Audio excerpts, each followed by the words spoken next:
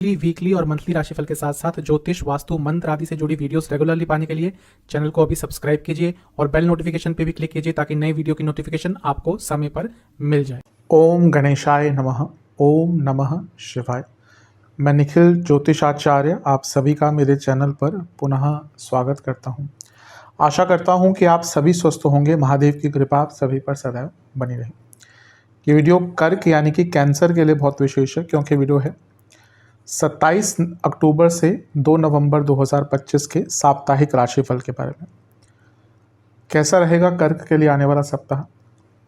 जो मेरा साप्ताहिक राशिफल होता है वो प्रमुखतः चंद्रमा और उनकी गति पे आधारित होता है। चंद्रमा एक बहुत विशेष ग्रह है, उनकी विशेषताएं बहुत है, लेकिन जब हम साप्ताहिक राशिफल की बात कर रहे हैं तो पहला तो उनकी तेज गति, मन का कारक होना, और उनकी एक क्वालिटी की वह जिस भी भाव राशि ग्रह के साथ अपने गोचर में संबंध संपर्क बनाते हैं उनको बहुत एक्टिवेट कर देते हैं। इन सब कारणों से जो चंद्रमा का गोचर है वो बहुत इंपॉर्टेंट हो जाता है। चंद्रमा के गोचर के कारण और जो ये प्रभाव है उसके कारण हमारे मन मस्तिष्क, स्वभाव, विचार, सोचने के तौर तरीके, decision making, day to day activities, mood swings, इन पर बहुत प्रभाव पड़ता है और इसको समझने के लिए ही साप्ताहिक राशिफल इम्पॉर्टेंट होता है। इस अनिश्चितता और अंधकारपूर्ण जीवन में ज्योतिष एकमात्र विद्या है जो हमें थोड़ा गाइड कर सकती है। भले ही सामान्य आधार पर दिए जाएं राशिफल, लेकिन एक जनरल गाइडेंस के लिए बहुत उपयोगी होते हैं। लग्न राशि या चंद्र राशि यदि आपकी कर्क है, दोनों ही देख सकते हैं। अलग अलग नहीं बन सकते राशिफल, जहाँ से रिलेट ज़्यादा करता है वहाँ से देखिए। व्यक्तिगत तौर पे मेरा मानना है लग्न से देखेंगे तो अच्छा, इनकेस नहीं पता है तो चंद्र राशि से भी इसको देख सकते हैं। शुरू करते हैं। चंद्रमा आपके सप्तम भाव में आ जाएंगे, लेकिन ये 27 को नहीं 28 की शाम को 7-8 बजे के आसपास होगा। 27 तारीख को तो वो रहेंगे आपके धनु में, और वो हम पिछले हफ्ते कवर कर चुके हैं। तो जो इस हफ्ते का पहला गोचर है चंद्रमा का, वहीं से कंटिन्यू करेंगे।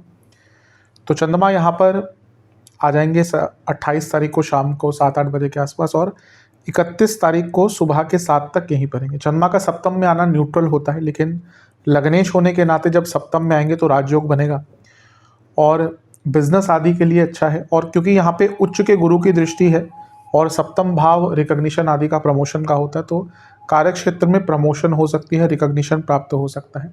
गुरु उच्च के हैं और भाग्येश हैं तो भाग्य का साथ मिलेगा, और गुरु लक्ष्मी स्थान के स्वामी यानी कि लक्ष्मी की प्राप्ति भी यहाँ पर दिख रही है। तो हफ्ते का शुरुआती भाग तो अच्छा ही दिख रहा है। बिजनेस करने वालों के लिए भी अच्छा है और जीवन को थोड़ा बैलेंस में लाने के लिए भी ये समय बहुत अच्छा है। गजकेसरी योग भी बन रहा है क्योंकि गुरु से समसप्तक हैं, और क्योंकि गुरु छठे घर के स्वामी उच्च के हैं तो कोई लीगल केस भी आपका या कुछ लीगल कार्रवाई जो चल रही थी, अटक रही थी, पूर्ण हो सकती है।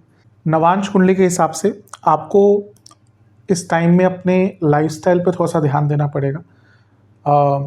हो सकता है आपके आगे बढ़ने में जो चीज़ आड़े आ रही है वो आपका लाइफस्टाइल हो, या किस प्रकार से अपने टाइम को मैनेज करते हैं। दशांश कुंडली कार्य क्षेत्र में बहुत अच्छा टाइम है, प्रमोशन के योग बन रहे हैं। बिजनेस के हिसाब से भी बहुत शुभ टाइम है, लेकिन अपने इमोशंस पर कंट्रोल रखिएगा, और पार्टनर्स वाला बिजनेस है तो थोड़ा सा ध्यान दीजिएगा, बहस हो सकती है। लव लाइफ, ये टाइम है चीज़ों को समझने का, या कहिए प्रॉब्लम्स को समझने का, कि क्या प्रॉब्लम है जिसके कारण परेशानी बढ़ती जा रही है या दूरियां आती जा रही हैं। वैवाहिक जीवन, आप अगर हो सके तो अपने लाइफ पार्टनर के साथ छोटे मोटे किसी ट्रिप पे जाइए। एक ब्रेक की आवश्यकता दिख रही है, एक अलग से टाइम बिताने की आवश्यकता दिख रही है एक दूसरे के साथ, जो रोज़मर्रा के जीवन है उससे हटके। स्टूडेंट्स की जहाँ तक बात है, आपको थोड़ा सा क्रिएटिव भी होना पड़ेगा और थोड़ा सा आपको प्रोडक्टिव भी होना पड़ेगा। अभी लग रहा है कि बहुत सिमिलर चीज़ें कर रहे हैं जो रिजल्ट अच्छा नहीं दे रही, तो थोड़ा बदलाव लाइए। सेहत के हिसाब से कफ रोग, गॉलब्लैडर, किडनी की कोई दिक्कत है तो परेशानी बढ़ेगी, और इंडाइजेशन बहुत रहेगा। सर्वाष्टक में आपका लाभ स्थान बली है, तो कुछ ना कुछ लाभ तो आपको प्राप्त यहाँ पर होगा। धन का लाभ दिख रहा है, स्पेशली बिजनेस में। 31 तारीख सुबह के 7 बजे चंद्रमा आ जाएंगे आपके अष्टम भाव में यानी कि कुंभ में, और 2 नवंबर सुबह के 11 बजे तक उनका प्रवास यहीं पर रहेगा। चंद्रमा का अष्टम में आना बहुत ज़्यादा अच्छा नहीं माना जाता। अष्टम के चंद्रमा एक प्रकार से काफ़ी पीड़ित माने जाते हैं, और यहाँ पर क्योंकि ग्रहण दोष भी लग गया तो इसके कारण इसकी प्रबलता जो है, यानी कि जो अनिश्चितता की प्रबलता है वो बहुत बढ़ जाती है। अच्छी चीज़ है कि मंगल की दृष्टि भी रहेगी, मंगल योग कारक ग्रह हैं, तो जॉब चेंज करने के लिए अच्छा टाइम है, अचानक से धन प्राप्ति के लिए अच्छा टाइम है, रिसर्च के लिए अच्छा टाइम है।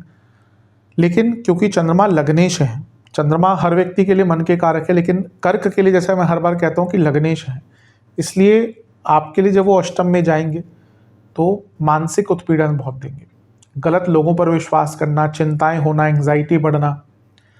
और क्योंकि मंगल राहु का प्रभाव दोनों का चंद्रमा पर होगा तो ये थोड़ा सा इंजरीज का योग भी बनाता है, और ये गुस्सा बहुत दिखाता है, तो बहुत एग्रेशन रहेगा और इसका एक नेगेटिव इम्पैक्ट पड़ सकता है। गुरु से अष्टम में है तो शकट योग भी बन रहा है, तो ये एग्रेशन भी हुआ, अष्टम भाव का प्रभाव भी हुआ और शकट योग भी पड़ गया, यानी कि चीज़ें डिले होंगी और उसके कारण भी थोड़ा प्रॉब्लम रहेगा। तो हफ्ते का ये भाग थोड़ा केयरफुल होकर बिताइएगा।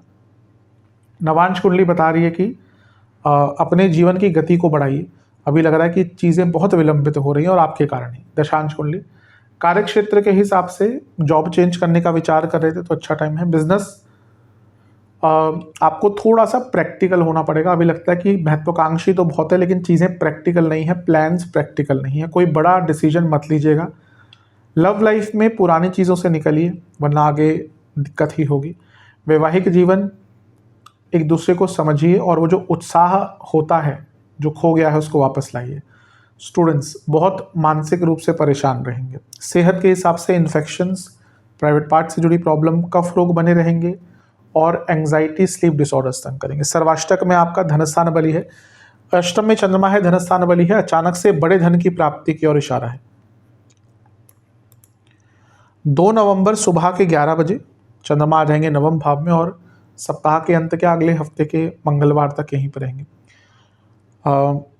इसी दिन शुक्र का गोचर भी हो जाएगा और वो स्वराशि तुला में आकर बैठ जाएंगे।